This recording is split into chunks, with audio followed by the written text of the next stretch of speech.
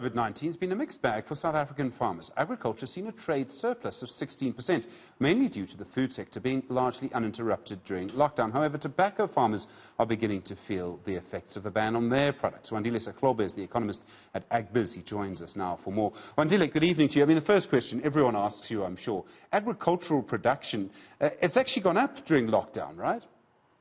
Yeah, that's correct, Stephen. Agricultural production has actually gone up, but I think this is the benefit of the good rains and the good planting that we saw prior to the pandemic. And I think that the numbers you are referring to for the first quarter is really the benefit onto that.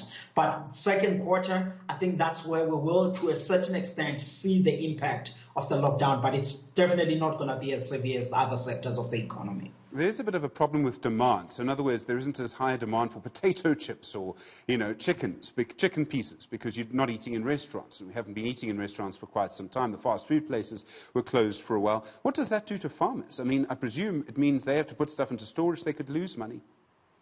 Yeah, that's absolutely correct. But I think in South Africa, we are to a certain extent lucky because we're not as the United States, where roughly 20% of what is consumed a year is through the fast food market or the restaurant market.